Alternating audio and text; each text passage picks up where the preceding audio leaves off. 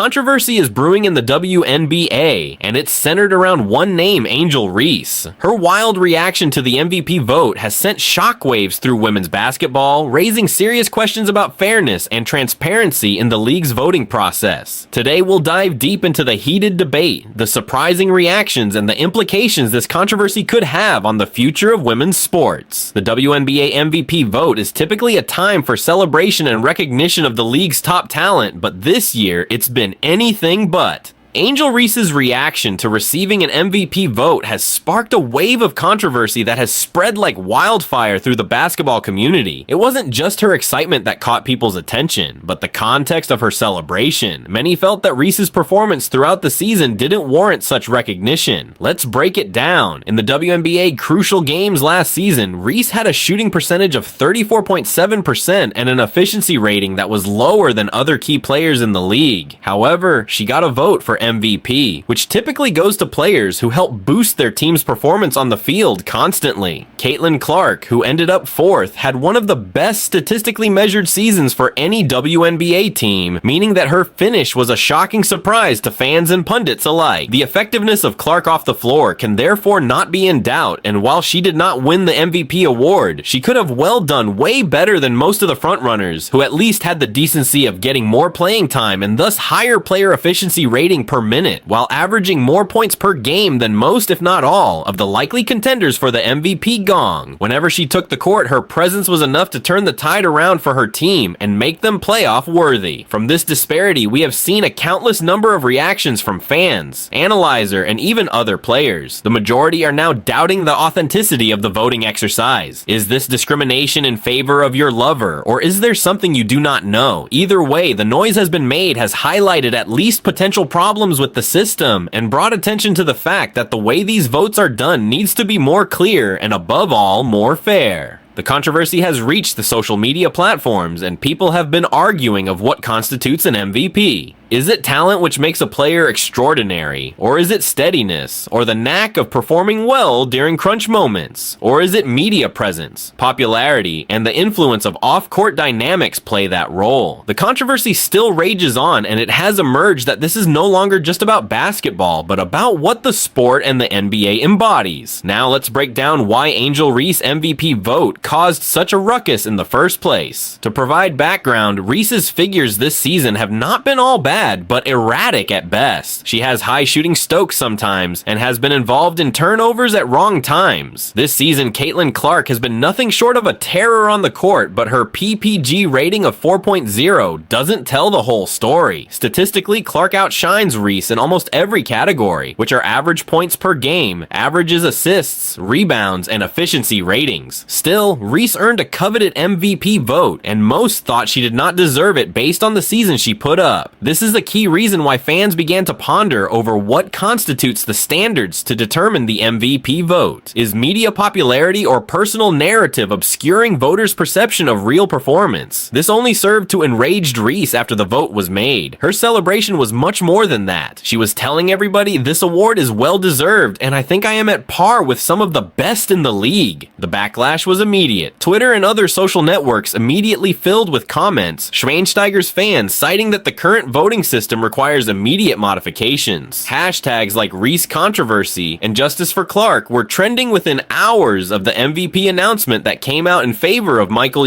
It is not only the fans who are annoyed. Some out of expert sports analysts have also come out with complaints. They have also emphasized about the basic criteria, stating that an MVP award should be earned on the basis of performance on the ground and not online popularity. Some have even suggested that the vote was influenced more by Reese's behavior off the court that she could provide on the court. The entire issue has moved on to the authenticity of the WNBA. In other words, can fans' belief of the voting process, or is such a competition turning to popularity?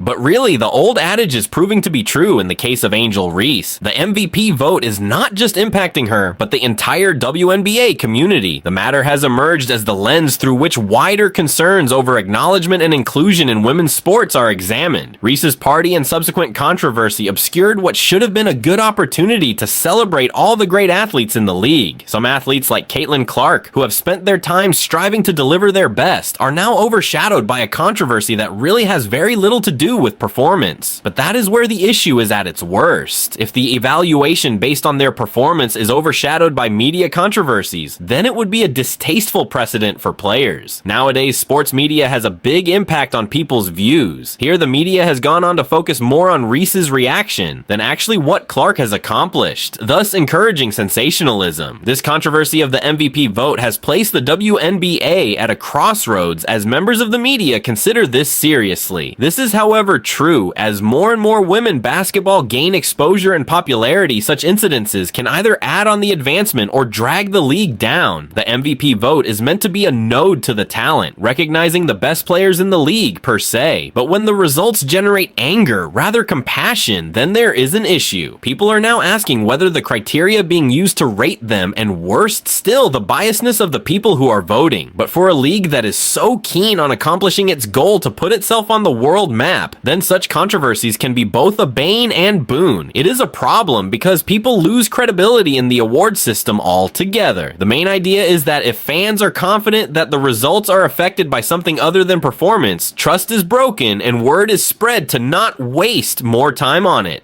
Transparency is key. Fans expect the league to be fair and every vote to be genuine of a player's performance on the field. This has led to debates on the subject of having an enhanced set of rules with specific regard to voters. Probably there should be more strict rules concerning MPV votes. Is desirable to know who votes and for what reasons. It is not just about the MPV vote anymore. This incident possibly has the potential to write WNBA's scripts for the next few years, depending on how the organization addresses it. In order to rectify these problems and make alterations, the league has pursued the objective of establishing fairness and proper conduct in women's sports leagues. If the WNBA has the potential to meet that challenge, then, like so many other things, the controversy could turn into something positive for the league and its fans, making the league and its relations with fans even stronger. The league is already feeling growing hostility from the players, spectators, and observers. If these changes are not done, the repercussions are likely to be negative. But if WNBA sees it as an opportunity to change, then it can usher the beginning of the much needed change when it comes to voting, one that will actually respect the talent and effort put in by these athletes. The backlash stemming from this MVP vote controversy is not a WNBA problem, but it is a women's sports problem. Their recognition, representation, and respect are at stake here, to mention but a few. By nature, women have always struggled to gain recognition, especially within the sporting disciplines. These are the moments when problems with awarding and recognition can either slow down or advance. In the sports world, they don't get prizes with their names engraved on them. They get recognition. To most of them, being named as the MVP is one of the ways of acknowledging efforts that come in form of efforts, time, and dedication served when in the pleas. When officials doubt the authenticity of these awards, it demeans the athletes and their accomplishments and also their legacy. His vote is as problematic as these issues because it speaks to the unfair assessment of athletes and thus requires consistency in grading. Is it sufficient to be an attractive personality in the mass media, or should performance be the criterion as to who should be in the choral team? This fight is for women's sports to prove that getting recognition does not necessarily require that women have to look like the stereotypical man-woman hybrids that dominate the photoshopped posts on social media platforms. In doing so, WNBA and other women's leagues have an opportunity to drive change in these areas for leagues across leagues and set new benchmarks. The effects of this scandal might not just be limited to women basketball. It would help